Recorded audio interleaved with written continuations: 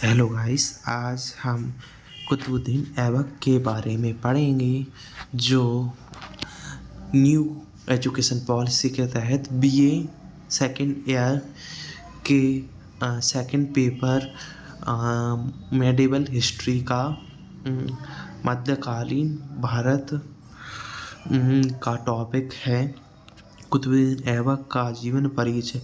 कुतुबुद्दीन ऐबक का जन्म 1150 ईस्वी में तुर्किस्तान कजाकिस्तान में हुआ था। वह बचपन से ही अपने परिवार से बिछड़ गया और उसे एक व्यापारी द्वारा निसापुर के बाजार में ले जाया गया, जहां काजी फखरुद्दीन अजीज सूफी, जो श्याम अबू हनीफ के वंशज थे, ने उसे खरीद लिया। काजी ने उसे अपने पुत्र की भांति लालन पालन किया और उसे धनुर्विद्या और घोड़सवारी की सुविधाएं उपलब्ध कराईं। कुतुबुद्दीन ऐबक बाल्यकाल से प्रतिभा का धनी था। उसने शीघ्र ही सभी कलाओं में कुशलता प्राप्त कर ली। ऐबक ने अत्यंत सुरीले स्वर में कुरान पढ़ना सीख लिया, इसलिए वह कुरान खां के नाम से प्रसिद्ध हुआ। कुछ समय बाद काजी की भी मृत्यु हो गई। उसके पुत्रों ने उसे एक व्यापारी के हाथ बेच दिया, जो उसे गजनी ले गया, जहां उसे मोहम्मद गौरी ने खरीद लिया और यहीं से उसकी जीवन चर्चा का एक नया अध्याय हो गया, जिसने उससे अंत में दिल्ली के सिंहासन पर बैठाया। अपनी ईमानदारी, बुद्धिमानी और स्वामी भक्ति के बल पर कुतुबुद्दीन ने मोहम्मद गौरी का विश्वास प्राप्त कर लिया। मोहम्मद गौरी ने उसके समस्त प्रशासनिक गुणों से प्रभावित होकर उसे अमीर या खूर अस्तवालों का प्रधान नियुक्त किया। कुतुबुद्दीन ऐबक के मोहम्मद गौरी के साथ सहायक के रूप में युद्ध जो निम्नलिखित हैं। 1192 ईस्वी में ऐबक ने तराइन युद्ध में कुशलतापूर्वक भाग लिया। तराइन के द्वितीय युद्ध के बाद मोहम्मद गौरी ने ऐबक को भारत के प्रदेशों का सूबेदार नियुक्त कर दिया। गौरी के वापस जाने के बाद ऐबक ने मेरठ आदि स्थानों के विद्रोह को दबाया। 1194 में मोहम्मद गौरी और कन्नौज के शासक जयचंद्र के बीच हुए युद्ध में ऐबक ने अपने स्वामी की ओर से महत्वपूर्ण भूमिका निभाई। 1197 ईस्वी में ऐबक ने गुजरात की राजधानी अहिंदवाड़ा को लूटा तथा वहां के शासक भीमदेव को दंडित किया। 1202 ईस्वी में उसने बुंदेलखंड के राजा परमादिदेव को पराजित किया। कलिंगर, महोबा और खजुराहो पर अधिकार कर लिया। 1205 ईस्वी में उसने खूंखर के विरुद्ध मोहम्मद गौरी का साथ दिया, इसलिए भारतीय तुर्क अधिकारियों ने उसे अपना प्रधान स्वीकार किया। मोहम्मद गौरी की मृत्यु के बाद, चूँकि उसका कोई पुत्र नहीं था, इसलिए लाहौर की जनता ने मोहम्मद गौरी के प्रतिनिधि कुतुबुद्दीन ऐबक को लाहौर पर शासन करने के लिए आमंत्रित किया। ऐबक ने लाहौर पहुंचकर जून 1206 ईस्वी में अपना राज्याभिषेक कराया। सिंहासन पर बैठने के समय ऐबक ने अपने को मलिक एवं सिपाह सलार की पदवी से संतुष्ट रखा।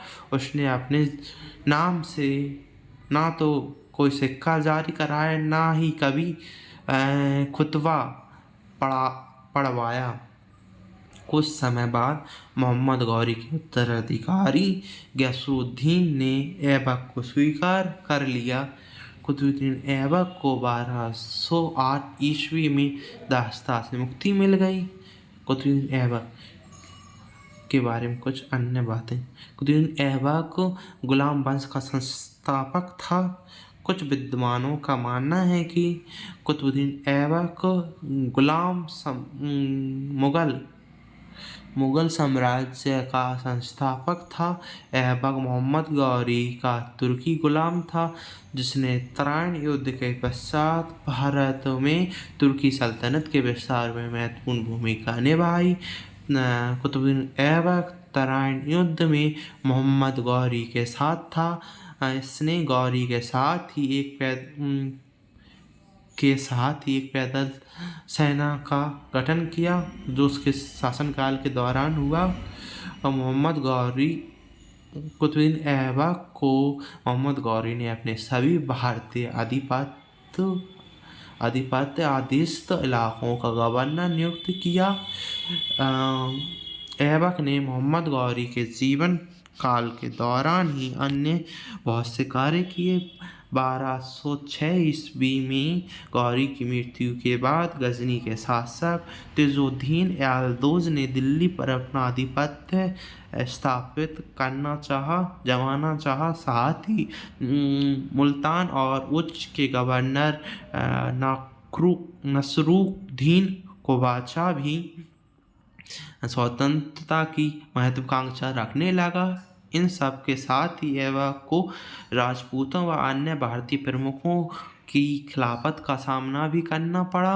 जयचंद्र के उत्तराधिकारी हरिश्चंद्र ने तुर्कों को बदायूं और फर्रुखाबाद से खदेड़ दिया। फिर भी ऐबक ने अपने महत्वपूर्ण व्यवहार व ताकत के प्रदर्शन से अपने शत्रु पर विजय प्राप्त कर ली। उसने एल्दोज को पराजित कर गजनी से अपने सभी संबंधों को खत्म कर लिया। ऐबक ने बदायूं और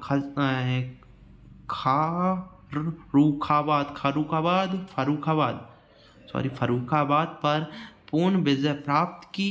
गुलाम वंश के साथ साथ सल्तनत काल की भी नींव रखी।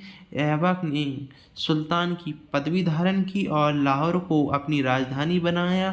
ऐबक ने ना कोई सिक्के जारी किए, ना ही कुछ किया, और 3 वर्ष के बाद ही उसे औपचारिक रूप से पहचान मिली। ऐबक को उसकी नेकी और दरियादिली के कारण लाख बख्श के नाम से जाना जाता है।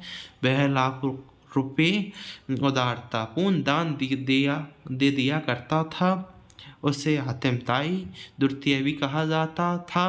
भारत में पहली मस्जिद कुब्बत उल इस्लाम दिल्ली में है का निर्माण कराया। कुतुब मीनार की नींव डाली। उसने सूफी संत ख्वाजा कुतुबुद्दीन बख्तियार काकी की याद में कुतुब मीनार का निर्माण कार्य आरंभ कराया और पहली मस्जिद तक ही कार्य करवा पाया। उसके बाद इल्तुतमिश ने इसका कार्य पूरा कराया और नामकरण कराया। आरंभ में गुलाम वंश को दास वंश नाम दिया गया, क्योंकि गुलाम वंश का प्रथम शासक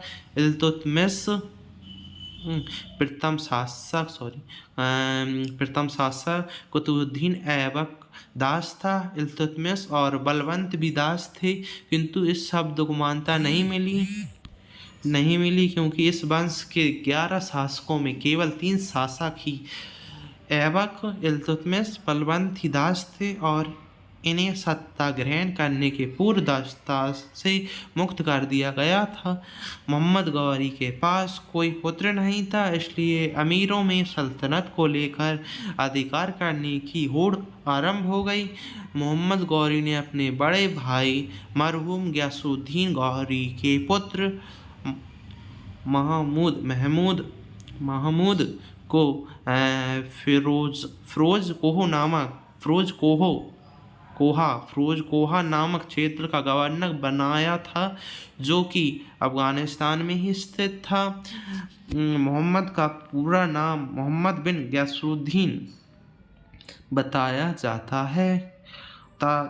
तजुद्दीन याल्दोज नामक एक अमीर ने गजनी पर अधिकार कर लिया। ऐबक ने याल्दोज की पुत्री से अपना विवाह कर लिया। साथ ही ऐबक ने नसरुद्दीन को बादशाह मुल्तान एवं सिंध का शासक जो था से अपनी बहन का विवाह तथा इल्तुतमिश से अपनी पुत्री का विवाह किया।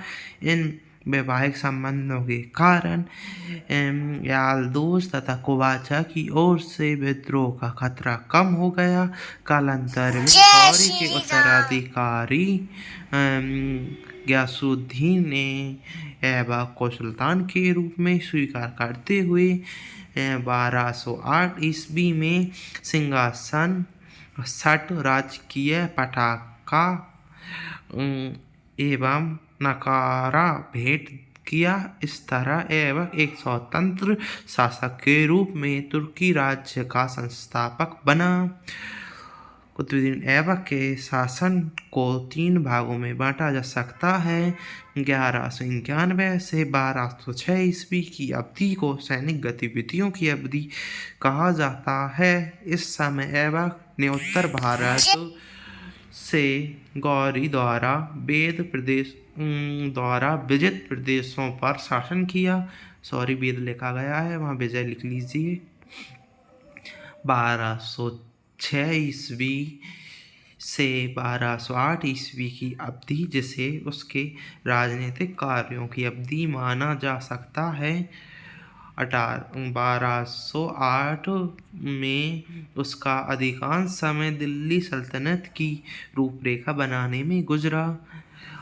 इल्तुतमिश के कुछ अन्य कार्य। इल्तुतमिश ने गौरी की मृत्यु के बाद स्वतंत्र हुए बदायूं को पुनः जीता और इल्तुतमिश को वहां का प्रशासक नियुक्त किया।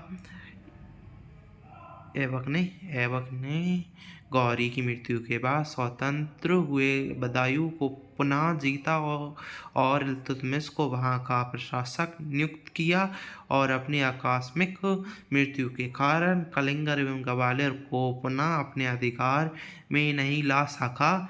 इस समय उसके स्वतंत्र भारतीय प्रदेशों पर जो उसने विजित किए थे पर स्वतंत्र शासक के रूप में शासन किया।